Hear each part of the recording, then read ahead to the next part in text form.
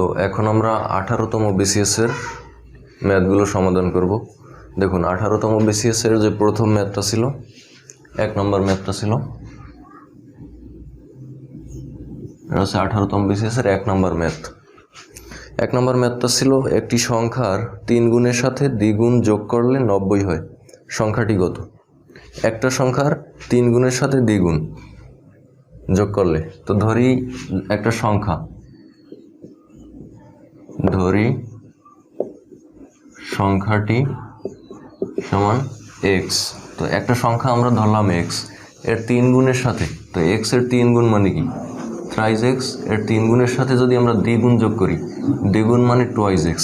তো কি বলছে? একটি সংখ্যার 3 গুণের সাথে দ্বিগুণ যোগ করলে যোগফল কত হবে? 90 হবে। তো সংখ্যাটি কত, অর্থাৎ এই x এর মানটা চাওয়া হয়েছে। এটা অপশন থেকেও কিন্তু করা যায়, দেখে আমরা এখানে ডিটেলসই করতেছি। দেখুন থ্রাইস x আর টুয়াইস x যোগ করলে হয় 5x ইজ ইকুয়াল টু 90। তো এটাকে যদি আমরা কাটাকাটি করি, 5 নিচে নিয়ে গেলে কত হয়? 5 48, অর্থাৎ x এর মান হবে 18। তার মানে সংখ্যাটি হবে কত? 18 হবে সংখ্যাটি। তো এই ছিল 1 নম্বর অঙ্ক। এরপরে 1 হতে 100 পর্যন্ত সংখ্যাসমূহের যোগফল কত? তো এটা ধারার অঙ্ক, 1 থেকে 100 পর্যন্ত সংখ্যাসমূহের যোগফল চাইছে। যোগফল মানে সমষ্টি। তো আমরা এটা সমষ্টির সূত্রটা অ্যাপ্লাই করব। দেখুন ধারার অঙ্কের এটা হচ্ছে সমান্তর ধারার সমষ্টির সূত্র হচ্ছে কি? আমরা জানি শেষ পদ। এই অঙ্ক এর আগেও অনেকবার করছি, ঠিক আছে? আপনারা সেগুলো যদি দেখে থাকেন তাহলে এগুলো ইজিলি পারার কথা। শেষ পদ প্লাস প্রথম পদ ডিভাইডেড বাই 2 ইন্টু পদের সংখ্যা, এটা হচ্ছে সমষ্টির বের করার সূত্র। তো আমাদের অঙ্কে শেষ পদ দেয়া আছে কত? শেষ পদ দেয়া আছে 100 আর প্রথম পদ দেয়া আছে 1 ডিভাইডেড বাই 2 ইন্টু পদ সংখ্যা। তো পদ সংখ্যা দেখুন 1 থেকে 100 পর্যন্ত বলা হয়েছে, এর ভিতরে কোনো গ্যাপ নাই। তার মানে 1 থেকে 100 পর্যন্ত পদ সংখ্যা হবে 100টি। ওকে, তো আমরা এখানে 100 লিখলাম। এখন এটাকে ক্যালকুলেশন করতে হবে। 100 আর 1 যোগ করলে হয় 101 নিচে 2 গুণন 100। তো এটাকে যদি আমরা কাটি হয় 50। তো এখন 101 গুণ 50। তো এটাকে আমরা যদি গুণ করি, রেজাল্ট আসবে হচ্ছে 5050। এটা হচ্ছে এই প্রশ্নের উত্তর। দেখুন 3 নম্বর প্রশ্নে বলা হয়েছে আমাদের কোন ভগ্নাংশটি 2/3 থেকে বড়। দেখুন এই অঙ্কও কিন্তু এর আগে আমরা করছি। তো এখানে আমি একটু দেখাই দিচ্ছি সংক্ষেপে, কোন ভগ্নাংশটি 2/3 থেকে বড়। তো আমরা অপশনগুলোকে টেস্ট করব। দেখুন আমি 2টা অপশন টেস্ট করে আপনাদেরকে দেখাচ্ছি। উত্তর হবে খ নাম্বার। তো আমরা গ নাম্বার অপশনটা একটু টেস্ট করি। দেখুন গ নাম্বার অপশনে আছে, আমরা এটার সাথে লিখলাম, গ নাম্বার অপশনে আছে 3/5। তো আমাদের প্রশ্নে চাওয়া হয়েছে যে বড় কোনটা, অর্থাৎ এই ভগ্নাংশের চেয়ে বড় কোনটা। তো আমরা জানি যে এটার সাথে এটা গুণ করব, 5 দুগুণে 10 এবং গুণ করে উপরে লিখব। এটার সাথে এটা গুণ করব, 3 3 9। তো যেটা বড় হবে সেটাই বড়, যেটা ছোট হবে সেটা ছোট। তো এখানে দেখুন 9-এর চেয়ে 10 বড়, তার মানে এইটা বড়। কিন্তু প্রশ্নে চাওয়া হয়েছে যে এইটার চেয়ে কোনটা বড়, তার মানে গ নাম্বার উত্তর হলো না। তো আমরা এবার খ নাম্বার অপশনটা একটু টেস্ট করব।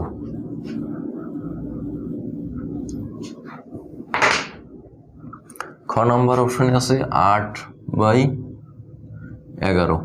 তো দেখুন এটার সাথে এটা গুণ, এটার সাথে এটা গুণ। তো দেখুন 3 8 কত হয়? 3 8 24, আর 11 আর 2 গুণ করলে হয় 22। তো দেখুন 22-এর চেয়ে 24 বড়, তার মানে এইটা বড়, অর্থাৎ এই ভগ্নাংশের চেয়ে এই ভগ্নাংশটা বড়। তার মানে উত্তর হবে এইটা। আপনাদের বাকি অপশনগুলোও টেস্ট করতে হবে, শেষ পর্যন্ত দেখবেন যে এইটাই বড় হয়েছে। তো এই প্রশ্নের উত্তর হচ্ছে 3 নম্বর প্রশ্নের উত্তর হচ্ছে খ নাম্বার। 4 নম্বর প্রশ্নে বলা হয়েছে দেখুন 3টি মেশিন একটি কাজ যথাক্রমে 4 5 এবং 6 ঘন্টায় করতে পারে। 2টি মেশিন সর্বোচ্চ ক্ষমতায় কাজ করে 1 ঘন্টায় কতটুকু কাজ করতে পারবে? 1 ঘন্টার কাজটা হয়েছে। তো 3টা মেশিন আছে, এরা যথাক্রমে 4 ঘন্টায়, 5 ঘন্টায় এবং 6 ঘন্টায় একটা কাজ করতে পারি। অর্থাৎ প্রথম মেশিনের লাগে 4 ঘন্টা, দ্বিতীয় মেশিনের লাগে 5 ঘন্টা এবং তৃতীয় মেশিনের লাগে 6 ঘন্টা। তো বলা হয়েছে দুটি মেশিন সর্বোচ্চ ক্ষমতায় কাজ করতে। তো এখানে সর্বোচ্চ কাজ করে কারা? যাদের সময় কম লাগে তারা কিন্তু বেশি গতিতে কাজ করে। তো 4 ঘন্টা এবং 5 ঘন্টা যাদের লাগছে তারা হচ্ছে বেশি ক্ষমতায় কাজ করতে পারে, তাদের ক্ষমতা বেশি। তো এই দুইটাকে আমরা যোগ করব, 1 ঘন্টায় কতটুকু কাজ করতে পারে। দুইটি মেশিন সর্বোচ্চ ক্ষমতায় কাজ করে, 1 ঘন্টায় কতটুকু কাজ করতে পারে। অর্থাৎ এই দুইটা মেশিন 1 ঘন্টায় কতটুকু কাজ করতে পারে সেটা আমরা বের করব। তো 4 ঘন্টায় প্রথম মেশিন 4 ঘন্টায় করে 1 বার সম্পূর্ণ কাজ, তাহলে 1 ঘন্টায় করে কত? 1/4, এটা কাছে প্রথম। এরপর দ্বিতীয় মেশিন 1 ঘন্টায় করবে 1/5 কাজ। তো এই 1/4 আর 1/5 আমরা যোগ করব, 1/4 প্লাস 1/5, এই দুইটার যোগফল হচ্ছে 1 ঘন্টায় এই দুইটা মেশিন যে কাজ করতে পারবে। তো এই দুইটার যোগফলই হচ্ছে উত্তর। দুইটি মেশিন সর্বোচ্চ ক্ষমতায় কাজ করলে 1 ঘন্টায় কতটুকু কাজ করতে পারবে। তো এটা লসাগু করি, 4 × 5 = 20, 5 + 4 9/20, 9/20 অংশ কাজ করতে পারবে প্রথম ও দ্বিতীয় মেশিন সর্বোচ্চ গতিতে কাজ করে। অর্থাৎ এই দুইটাই তো সর্বোচ্চ গতিতে কাজ করবে। 12 ও 96 এর মধ্যে এই দুইটি সংখ্যা সহ, অর্থাৎ 12 এবং 96 সহ কয়টি সংখ্যা 4 দ্বারা বিভাজ্য? তো এটাও ধারার অঙ্ক, সমান্তর ধারার অঙ্ক। বলা হয়েছে 12 একটা সংখ্যা এবং 96 একটা সংখ্যা, এই দুইটা সংখ্যা সহ এর মধ্যে 4 দ্বারা বিভাজ্য কতগুলো সংখ্যা আছে। তার মানে সমান্তর ধারার পদ সংখ্যার সূত্রটা আমাদের অ্যাপ্লাই করতে হবে। কতগুলো সংখ্যা 4 দ্বারা বিভাজ্য, তার মানে কতগুলো পদ আছে এখানে। 12 থেকে 96 এর মধ্যে কতগুলো পদ আছে। 4 দ্বারা বিভাজ্য মানে কি? মনে করেন 3 × 4 = 12, এরপর হচ্ছে 4 × 4 = 16, 4 × 5 = 20, এরকম যাইতে যাইতে 96 পর্যন্ত কতগুলো সংখ্যা আছে, 1 2 3, আর এগুলো তো আমাদের অজানা, এটা বের করতে হবে। তো পদ সংখ্যার সূত্র আমরা অ্যাপ্লাই করব। সমান্তর ধারার পদ সংখ্যার সূত্র। পদ সংখ্যার সূত্র আমরা জানি হচ্ছে শেষ পদ, সমষ্টির সূত্র তো এর আগে দেখলেন আপনারা, শেষ পদ প্লাস প্রথম পদ ছিল। আর পদ সংখ্যার সূত্র হচ্ছে শেষ পদ মাইনাস প্রথম পদ, ডিভাইডেড বাই সাধারণ অন্তর,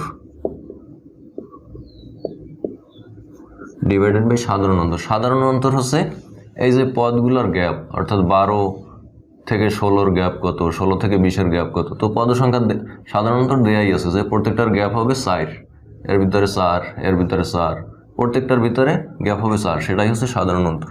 তো শেষ পদ মাইনাস প্রথম পদ ডিভাইডেড বাই সাধারণ অন্তর, এর সাথে যোগ করতে হবে 1 + 1, এটা হচ্ছে আমাদের পদ সংখ্যার সূত্র। এই সূত্রে এখন অ্যাপ্লাই করলেই আমরা খুব ইজিলি পদ সংখ্যা বা উত্তরটা পেয়ে যাব। শেষ পদ কত দেয়া আছে আমাদের? 96, মাইনাস প্রথম পদ দেয়া আছে 12, সাধারণ অন্তর 4 + 1, 96 থেকে 12 গেলে কত হয়? 96 থেকে যদি আমরা 12 বাদ দিই 4 8, 84 হবে, আর নিচে হবে 4 + 1। তো এখন এটাকে আমরা লসাগু করতে পারি। 4 লসাগু করলে উপরে হয় 84 + 4, 84 আর 4 কত হয়? 88, নিচে 4, তার মানে এই প্রশ্নের উত্তর হবে 22। হ্যাঁ, অর্থাৎ 12 থেকে 96 পর্যন্ত মোট 22টি সংখ্যা আছে যেগুলো 4 দ্বারা ভাগ যায়। দেখুন এরপরে 6 নম্বর অঙ্কটা কি বলছে? ক ও খ দুটি সংখ্যা, ক এর হাফ এবং খ এর 1/3 অংশ যোগ করলে 45 হয়। ক এর অর্ধেক এবং খ এর অর্ধেক এবং ক এর 1/5 যোগ করলে 40 হয়। ক ও খ এর মান কত? ক ও খ দুইটা সংখ্যা, এই ক ও খ এর মান আমাদেরকে চাওয়া হয়েছে। তো দুইটা অঙ্কের ভিতর দুইটা কুলু দেওয়া আছে, সেই দুইটা কুলু অনুযায়ী আমরা সমীকরণ সাজিয়ে অঙ্কটা বের করব, ক এবং খ এর মান। তো প্রথম যে শর্তটা দেওয়া হয়েছে সেটা দেখুন, ক এর হাফ, ক এর হাফ। তো এই যে ক এর হাফ, এটা আমরা সংক্ষেপে এভাবেই লিখতে পারি,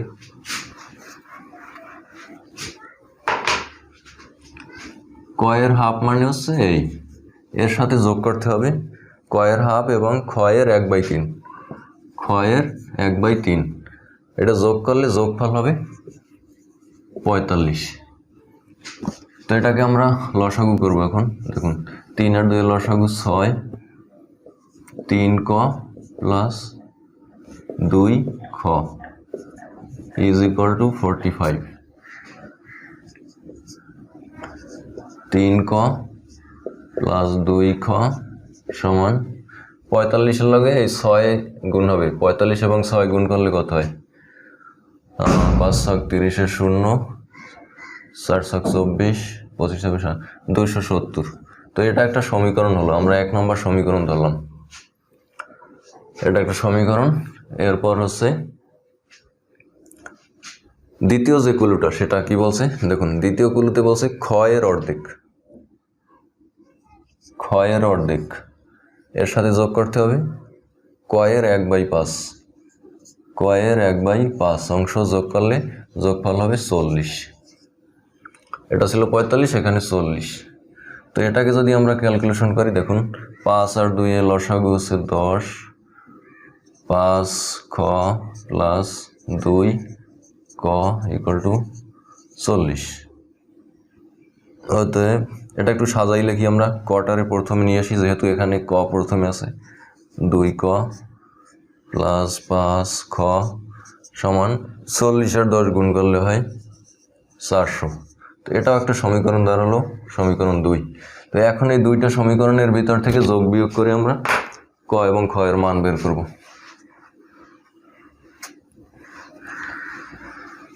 এখন দেখুন একটা জিনিস লক্ষ্য করুন, এখানে আছে 3 ক, এখানে আছে 2 ক, এখানে আছে 5 খ, এখানে আছে 2 খ। এটা কিন্তু যোগ বিয়োগ করে আমরা কাটাকাটি করতে পারি না। তো দেখুন এখানে এই সমীকরণের সাথে যদি আমরা 2 গুণ করি, 1 নং সমীকরণের সাথে যদি আমরা 2 গুণ করি, তাহলে এখানে হয় 3 দুগুণে 6 খ। আবার এটার সাথে যদি আমরা 3 গুণ করি, তাহলে দেখুন 3 দুগুণে 6 ক। তার মানে এখানেও 6 হচ্ছে, এখানেও 6 হচ্ছে। আমরা কিন্তু এটা কাটাকাটি করতে পারি।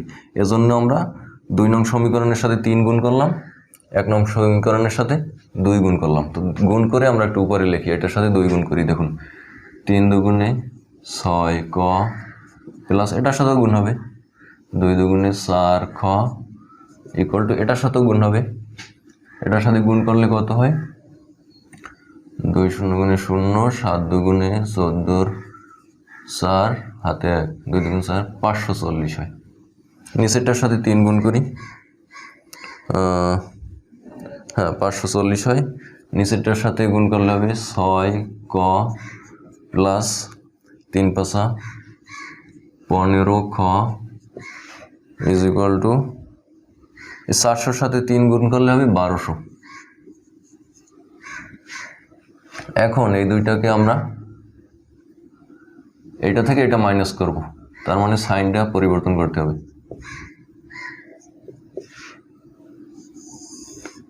এখন দেখুন প্লাস 6 ক মাইনাস 6 ক কাটাকাটি যায়। এখানে থাকে কি প্লাস 4 ক আছে, মাইনাস 15 ক, তার মানে মাইনাস 11 খ থাকবে। 4 খ থেকে 4 খ বাদ যাবে 15 খ থেকে, যেহেতু এটা মাইনাস 11 খ থাকলো। আর এখানে এই যে 540 বাদ যাবে মাইনাস 1200 থেকে, তাহলে থাকে হচ্ছে মাইনাস 660 থেকে। এটা ক্যালকুলেশন করলে মাইনাস 660 হয়। এই মাইনাস আর এই মাইনাস বাদ যায়, কাটাকাটি যায়, তাহলে থাকে 11 খ ইকুয়াল টু 660। তো এই 11 আমরা যদি নিচে নিয়ে নিই, গুণ আকারে আছে 11, তাহলে কত হয়? 6 11 66 60। তার মানে খ এর মান বের হলো 60, অর্থাৎ খ ইকুয়াল টু 60 বের হয়েছে। একটা মান আমাদের বের হয়ে গেছে। আমাদের চাওয়া হয়েছে ক এবং খ এর মান। তো খ এর মান আমরা অলরেডি পেয়ে গেছি। এখন আমাদের ক এর মানটা বের করলেই আমরা প্রশ্নের উত্তরটা বের করতে পারি। অর্ধেক উত্তর অলরেডি বের হয়েছে। তো এই খ এর মানটা আমরা এই প্রথম সমীকরণে বসাই দিই। দেখুন 3 ক প্লাস 2 খ ইকুয়াল টু 60, 270।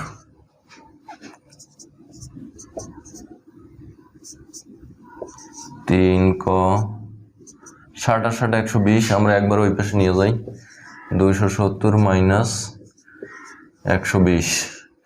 তো 270 থেকে মাইনাস 120 করলে কত হয়?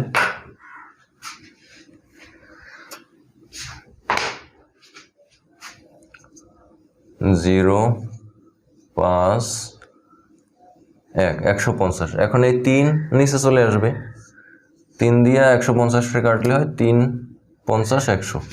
তার মানে অতএব ক ইকুয়াল টু 50। তাহলে আমাদের ক এর মানও বের হয়ে গেছে, ক ইকুয়াল টু 50। তো আমাদের উত্তর হবে ক এর মান হবে 50, খ এর মান হবে 60। তো এই প্রশ্নের উত্তর ছিল হচ্ছে ক নাম্বার। দেখুন ক নাম্বার অপশনে এই ইয়েটা আছে, ক এবং খ এর মানটা দেওয়া আছে। তো এইগুলো হচ্ছে 6 নম্বর অঙ্ক, খুব বড় একটা অঙ্ক ছিল, যদিও অপশন থেকে খুব দ্রুত করা যায় এগুলো, আমি ডিটেলসে আপনাদের দেখালাম। 7 নম্বর অঙ্কে বলা হয়েছে ঢাকা থেকে টাঙ্গাইলের দূরত্ব 45 মাইল, অর্থাৎ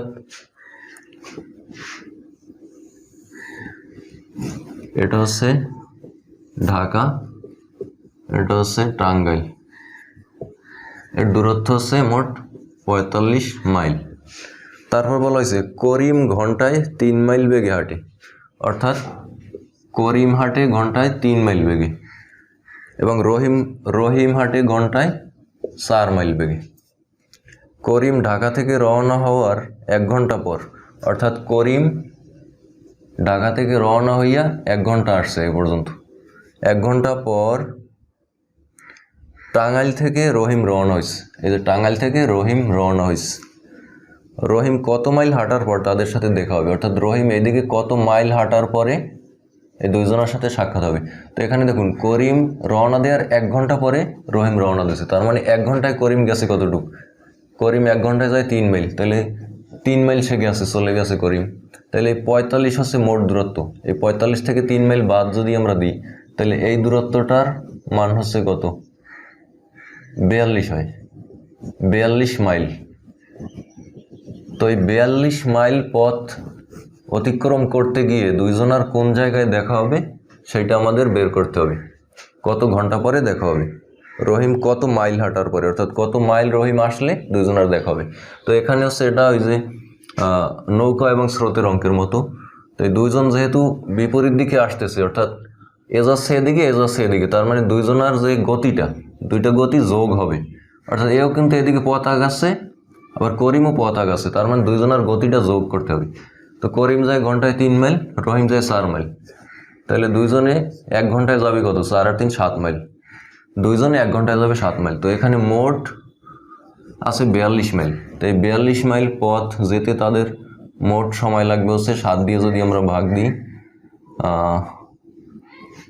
6 7 42, অর্থাৎ মোট এই পথটা তাদের দুইজনের অতিক্রম করতে 6 ঘন্টা লাগবে। তো 6 ঘন্টা পরে দুইজন হচ্ছে এসে দেখা হবে কোনো একটা জায়গায়। তো 6 ঘন্টা পরে যদি দুইজনের দেখা হয় তাহলে এই 6 ঘন্টায় রহিম কয় মাইল অতিক্রম করছে? রহিম 1 ঘন্টায় যায় 4 মাইল, তার মানে 6 ঘন্টায় গেছে 6-এর সাথে 4 গুণ 4 7 24 মাইল, অর্থাৎ রহিম যদি এইদিকে 24 মাইল পর্যন্ত আসে তখন করিমও এদিক থেকে গিয়া যাইয়া রহিমের সাথে দেখা হবে। তার মানে রহিম 24 মাইল আসলে করিম তখন তার সাথে তাদের আর কি মিট হবে। তো এই প্রশ্নের উত্তর হচ্ছে 24 মাইল।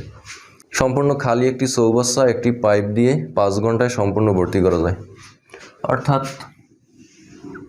এটা একটা চৌবাচ্চা, ঠিক আছে, এই চৌবাচ্চায় একটা পাইপ দিয়া আমরা যদি ভর্তি করি 5 ঘন্টা লাগবে। এই পাইপ দিয়ে যদি ভরি আমরা, আমাদের 5 ঘন্টা সময় লাগবে এই পুরো চৌবাচ্চাটা ভরতে। দ্বিতীয় আরেকটা পাইপ দিয়ে চৌবাচ্চাটা ভরতে, মনে করেন এই পাইপ দিয়ে আরও একটা পাইপ আছে চিকন পাইপ, এই পাইপ দিয়ে এই চৌবাচ্চাটা ভরতে লাগে 3 ঘন্টা সময়। এই মোটা পাইপটা দিয়ে লাগে 5, না এইটা হচ্ছে চিকন পাইপ, চিকন পাইপের সময় বেশি লাগবে, চিকন পাইপ এইটা,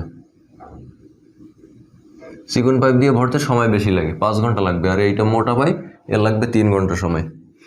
দুটি পাইপ যদি একসাথে ব্যবহার করা হয় তাহলে চৌবাচ্চাটির 2/3 অংশ সম্পূর্ণ করতে কত সময় লাগবে? অর্থাৎ দুইটা পাইপই একসাথে ছাইড়া দেওয়া হয়েছে, তার মানে এখন চৌবাচ্চাটা পানি দিয়ে ভরতে কতক্ষণ সময় লাগবে? তো পুরো অংশের কথা চাওয়া হয় না, চাওয়া হয়েছে 2/3 অংশ ভরতে কতক্ষণ লাগবে। তো তো আমরা এটার অংশ বের করি। দেখুন এর লাগে হচ্ছে 5 ঘন্টা ভর্তি, তার মানে 1 ঘন্টায় ভরে সে 1/5 অংশ। আবার এর লাগে 3 ঘন্টা, তার মানে 1 ঘন্টায় ভরে 1/3 অংশ। তো এই দুইটা যদি আমরা যোগ করি তাহলে 1 ঘন্টায় 2টা পাইপ থেকে কতটুকু ভরবে সেটা আমরা বের করতে পারবো। লসাগু হচ্ছে 15, 3 + 5, 5 3 8/15। এই 8/15 অংশ ভরে এই 2টা পাইপ যদি খুলে দেওয়া হয় 1 ঘন্টায়, ঠিক আছে। তো বলা হয়েছে এত অংশ ভরতে কত ঘন্টা সময় লাগবে। তো 8/15 অংশ ভরতে সময় লাগে তাদের 1 ঘন্টা। অতএব 1 বা সম্পূর্ণ অংশ ভরতে কতক্ষণ সময় লাগবে। তো এই যে এখন এটা ভাগ হবে না গুণ হবে, এটা কিন্তু আমি কয়েকবার অঙ্কে বলছি, ঠিক আছে। আর নতুন করে বলার কিছু নাই, যেহেতু এটা প্রকৃত ভগ্নাংশ অর্থাৎ 1-এর চেয়ে মান কম, সেহেতু এটা হওয়ার কথা ছিল 1-এর চেয়ে যেহেতু বড় হওয়ার কথা ছিল গুণ, কিন্তু এই যে প্রকৃত ভগ্নাংশ অর্থাৎ 1-এর চেয়ে যেটা ছোট সেটাকে গুণ করলে মান আরও কমে এবং ভাগ করলে মান বাড়ে, এজন্য আমরা এটা ভাগ করব। তাহলে 1-এর নিচে হবে কি 8/15। এরপর বলা আছে এই অংশটা 2/3 অংশ ভরতে কত সময় লাগবে। তো এই 2/3 অংশ এটাও কিন্তু প্রকৃত ভগ্নাংশ। দেখুন এটার মানও 1-এর চেয়ে কম, তো এটার ক্ষেত্রেও সেম নিয়ম প্রযোজ্য, অর্থাৎ এটাও আমরা গুণ না করে 1-এর চেয়ে যেহেতু এটা ছোট, তার মানে হওয়ার কথা ছিল কি ভাগ, কিন্তু যেহেতু এটা প্রকৃত ভগ্নাংশ সেহেতু আমরা এটা গুণ করব। তো এর সাথে আমরা গুণ করে দেব। তো এইটাকে আমরা একটু প্রথমে উল্টাইয়ে নিই, যেহেতু উপরে 1 আছে তার মানে এটা উল্টাইলে 15/8 হবে, এর সাথে এটা গুণ হবে 2/3। কেন গুণ হলো? এটা প্রকৃত ভগ্নাংশ, তার মানে হচ্ছে এটা 1-এর চেয়ে মান ছোট। যেহেতু 1-এর চেয়ে মান ছোট তার মানে এটাকে যদি আমরা গুণ করি তাহলে মানটা কমবে, আর যদি ভাগ করি তাহলে মানটা বাড়বে। যেহেতু 1 বড় তার মানে নিচেরটার মানটা কমবে, কমার জন্য আমরা গুণ করলাম। তো এটা কাটাকাটি করলে কত হয়? 3 × 5 = 15, 2 দিয়ে কাটলে হয় 4, তার মানে 5/4। তো 5/4 ঘন্টা সময় লাগবে 2টা পাইপ দিয়ে এই 2/3 অংশ চৌবাচ্চাটার ভরতে। 2/3 অংশ মানে হচ্ছে এটাকে যদি আমরা 3টা ভাগ করি এর এই 2 ভাগ ভরবে, সেটা হচ্ছে 2/3 অংশ। 9 নম্বর অঙ্কটায় কি বলা হয়েছে? অনেক বড় অঙ্ক।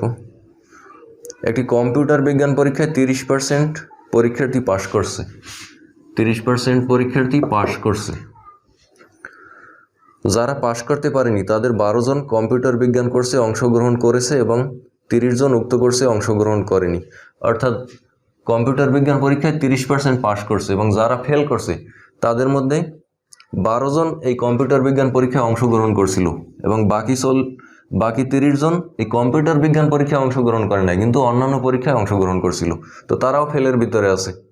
তো মোট ফেল করছে দেখুন 30 জন আর 12 জন, 30 জন আর 12 জন, মোট 42 জন ফেল করছে। মোট 42 জন ফেল করছে, আর এই 30% হচ্ছে পাশ করছে, অর্থাৎ 100-র ভিতরে 30 জন পাশ করছে। তো 30% যদি পাশ করে তাহলে 70% ফেল করছে নিশ্চয়ই, কারণ মোট হচ্ছে 100%। 30% পাস করলে 70% অবশ্যই ফেল করছে। তো এই 70% সমান কিন্তু এই 42 জন। 30 আর 12 42 জন, এই 70% সমান 42 জন। তো আমাদের হচ্ছে প্রশ্নে চাওয়া হয়েছে যে কয়জন পরীক্ষার্থী পরীক্ষায় অংশগ্রহণ করেছিল। তো এখানে কিন্তু শুধু কম্পিউটার বিজ্ঞান পরীক্ষায় কয়জন অংশগ্রহণ করেছে সেটা চাওয়া হয় নাই, এখানে চাওয়া হয়েছে মোট পরীক্ষায়, সবগুলো পরীক্ষায় কতজন পরীক্ষার্থী অংশগ্রহণ করছে। তো 70% ইকুয়াল টু যেহেতু 42, তাহলে 1% ইকুয়াল টু কত? 1% ইজ ইকুয়াল টু কম হবে 42/70। অতএব 100% ইজ ইকুয়াল টু কত হবে? এর সাথে 100 গুণন করে দিলেই হলো। 0 0 কাটা গেল, 7 দিয়ে কাটলে 6 7 42, 6 10 60, অর্থাৎ 60 জন পরীক্ষার্থী এই পরীক্ষায় মোট অংশগ্রহণ করেছিল। এই 60 জনের ভিতরে 30% ফেল করছে কম্পিউটার বিজ্ঞান পরীক্ষায়। তো এটা ছিল 9 নম্বর অঙ্ক। এরপর 10 নম্বর অঙ্কটা আপনারা পড়ে ফেলুন। 3600 টাকা করে দুটি শেয়ার বিক্রয় করা হয়েছে, অর্থাৎ দুইটা শেয়ার, একটা শেয়ার 3600 টাকা করে বিক্রি করছে। একটি 20% লাভে এবং অন্যটি 20% লোকসানে বিক্রি করা হয়েছে। অর্থাৎ একটা শেয়ার 20% লাভে বিক্রি করছে আর একটা 20% লসে বিক্রি করছে। সব মিলিয়ে কত লোকসান হলো, অর্থাৎ টোটাল তার লসটা চাওয়া হয়েছে। তো 3600 টাকা শেয়ার বিক্রি করছে একটা 3600 টাকা করে। তো প্রথম শেয়ারের ক্ষেত্রে কি হয়েছে, 20% লাভ হয়েছে। তো আমরা ক্রয় মূল্যটা বের করব। যেহেতু লোকসান চাওয়া হয়েছে, তার মানে ক্রয় মূল্য বিক্রয় মূল্য তো দেয়াই আছে। 3600 টাকা করে একটা বিক্রি করছে, তার মানে দুইটার বিক্রয় মূল্য হবে কত, এর সাথে 2 গুণ করলেই হবে। তো আমাদের ক্রয় মূল্যটা বের করলেই কিন্তু আমরা লাভ লস বের করতে পারবো। তো 3600 টাকায় একটা শেয়ার বিক্রি করছে, এটা যদি 20% লাভে বিক্রি করে তাহলে ক্রয় মূল্য কত, এই 3600 সমান হচ্ছে 120%। তাহলে ক্রয় মূল্যটা ছিল 100%। হয়ে গেল, হ্যাঁ। তাহলে 3600 এর 100% যেটা,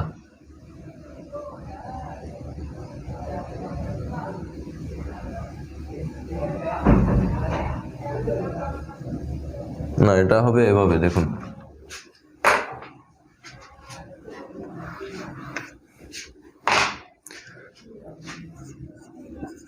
120% সমান 3600 টাকা। যেহেতু 20% লাভ হয়েছে, 3600 টাকায় বিক্রয় করায় 20% লাভ হয়েছে, তার মানে 120% সমান 3600 টাকা। তাহলে 1% সমান কত হবে, কম হবে। 3600 সমান 120, অতএব 100% কত, এই 100% হচ্ছে তার ক্রয় মূল্য, এর সাথে 100 গুণ। তো এটা যদি আমরা কাটাকাটি করি, দেখুন 0 0 কাটলে এটা কাটাকাটির পর উত্তর হবে 3000 টাকা। এটা হচ্ছে প্রথম শেয়ারের ক্রয় মূল্য ছিল 3000 টাকায় কিনা, সে 3600 টাকায় বেচছে, তার মানে 600 টাকা এখানে লাভ হয়েছে। এরপর আমরা দ্বিতীয় শেয়ারটার ক্ষেত্রে দেখব। দ্বিতীয় শেয়ারে কি করছে, সে 20% লস করছে। তার 20% লস মানে হচ্ছে 80%। 80% সমান 3600 টাকা। অর্থাৎ এই 3600 টাকায় বিক্রয় করার ফলেই তার 20% লস হয়েছে। তার মানে 20% লস মানে কি, 80% সমান এই 3600। তাহলে 1% সমান হবে 3600 নিচে 80, অতএব 100% হবে। 100% হচ্ছে তার ক্রয় মূল্য। 100% সমান হবে 0 0 কাটা গেল, আর এটা আছে ক্যালকুলেশন করলে আসবে 4500 টাকা। কাটাকাটি করলে 4500 টাকা। এটা হচ্ছে তার ক্রয় মূল্য। তো এই একটা ক্রয় মূল্য আর এই একটা ক্রয় মূল্য, এই দুইটা ক্রয় মূল্য আমরা যোগ করি। তো দেখি 4500 3000, দুইটা ক্রয় মূল্য যোগ করলে হয় কত, 5 7 7500 টাকা ছিল তার দুইটা শেয়ারের মোট ক্রয় মূল্য।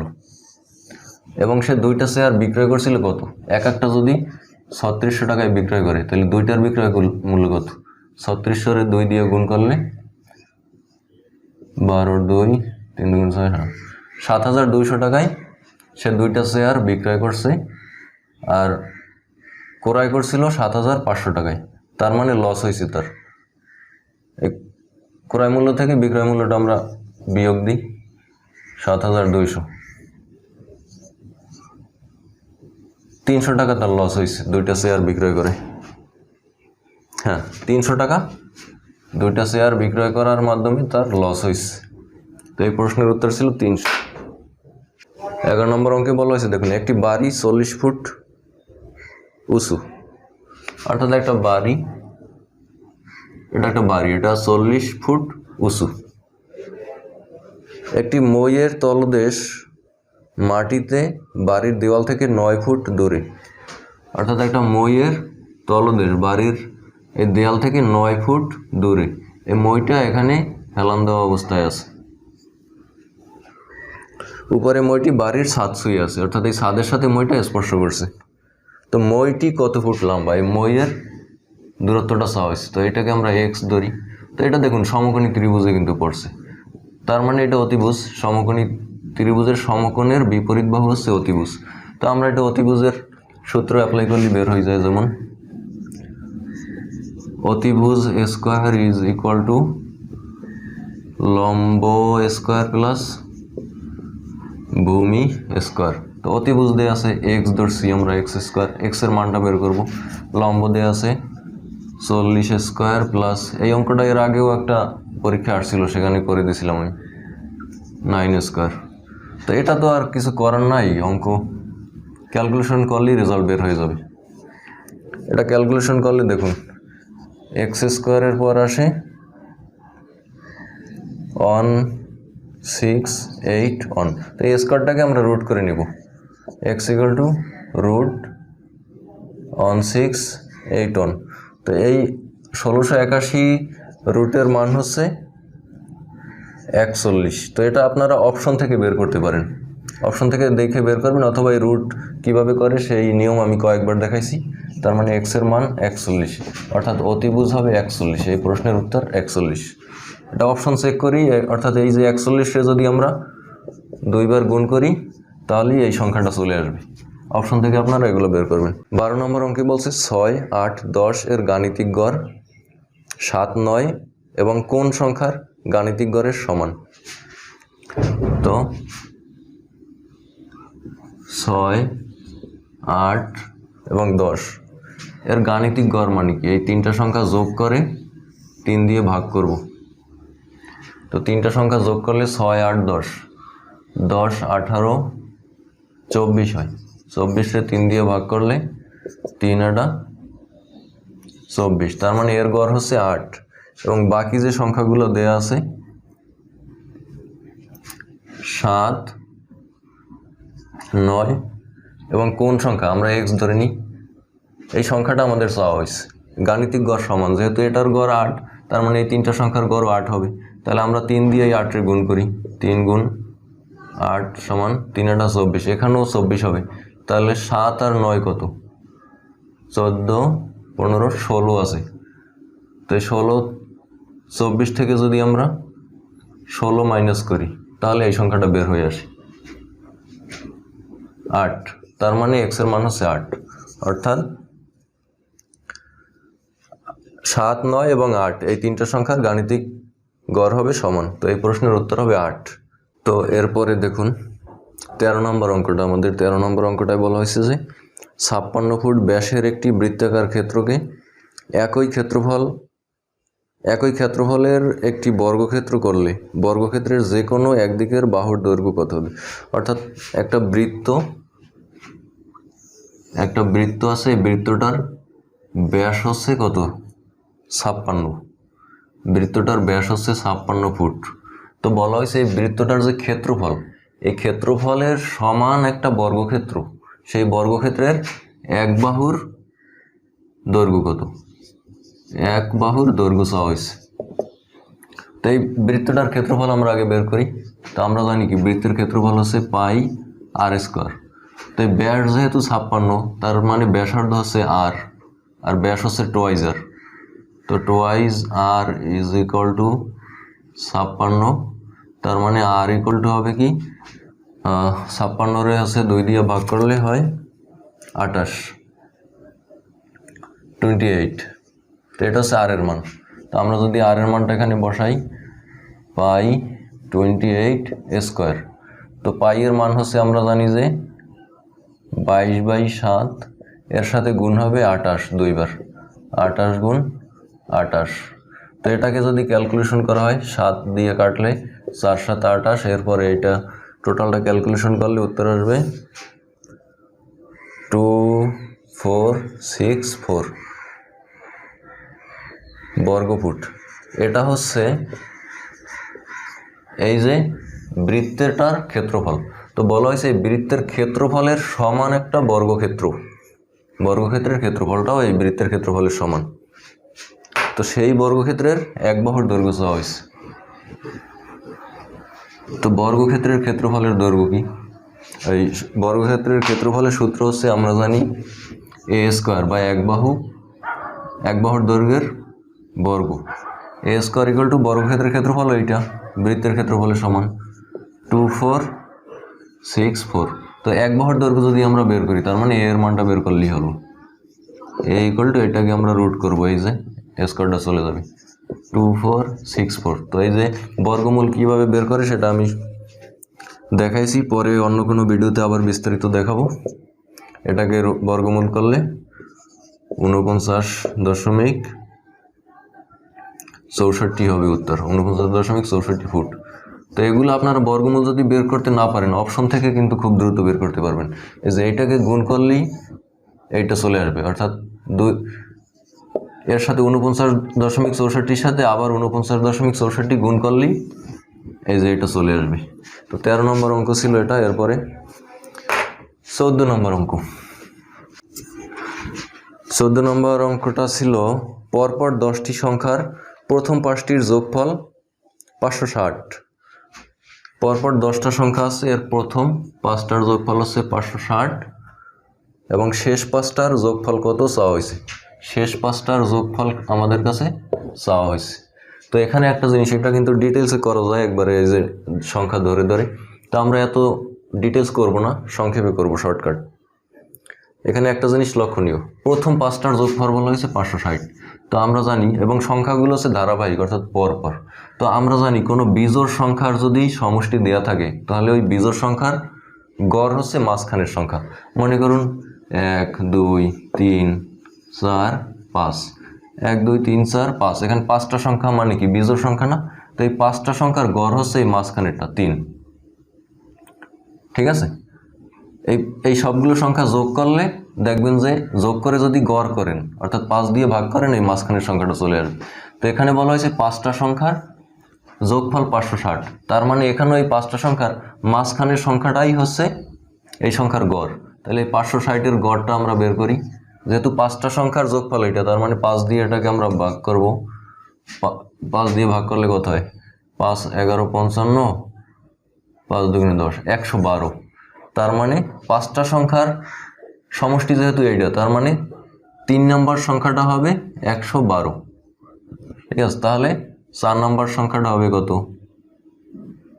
2 নম্বর সংখ্যা হবে 111, 1 নম্বর সংখ্যা হবে 110, এটা যেহেতু 3 নম্বর। 4 নম্বর সংখ্যা হবে 113, 5 নম্বর সংখ্যা হবে 114। এরপর বলা হয়েছে যে এর পরের 5টা সংখ্যার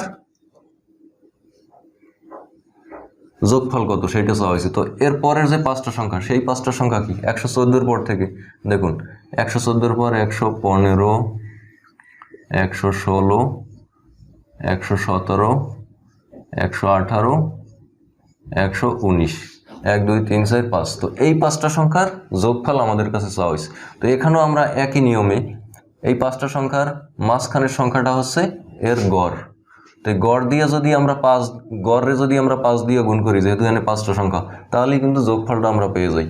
তো 117-রে যদি আমরা 5 দিয়ে গুণ করি তাহলেই আমরা উত্তরটা পেয়ে যাব। তো 117-রে 5 দিয়ে গুণ করলে যে এটা উত্তর আসবে সেটা হচ্ছে 585 আসবে। 585, এটি হচ্ছে এই প্রশ্নের উত্তর। এই সংখ্যাগুলো সব আলাদা আলাদাভাবে যোগ করেন, দেখবেন যে এই 585 আসবে। তো এই গড় মাঝখানের সংখ্যাটা দিয়ে যতগুলো সংখ্যা থাকবে, যদি বেজোড় সংখ্যা থাকে তাহলে সেটা গুণ করলেই বের হয়ে আসবে। 15 নম্বর অঙ্কে বলা হয়েছে যদি x + 5y = 16 এবং x - 3y হয় তাহলে y এর মান কত? y এর মান চাওয়া হয়েছে। তো দেয়া আছে এখানে দেখুন, x + 5y = 16। তো এটাকে আমরা একটা সমীকরণ ধরলাম। এরপরে দেয়া আছে কি? এরপরে দেয়া আছে x = -3y। তো এই মাইনাসটাকে আমরা এই পাশে নিয়ে আসি, দেখুন কিভাবে। মাইনাসটাকে আমরা প্লাস করে নিয়ে আসলাম, +3y = 0। এটা সমীকরণ 2। তো এখন আমরা এই সমীকরণটাকে বিয়োগ করি। দেখুন,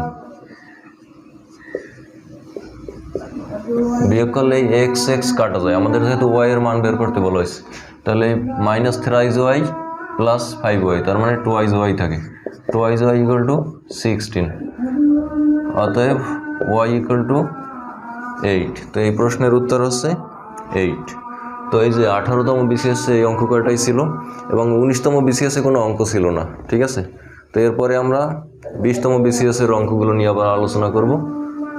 ওকে, সবাইকে ধন্যবাদ। পরবর্তী ভিডিও আপনারা দেখবেন সেই আশাবাদ ব্যক্ত করে শেষ করছি এখানে।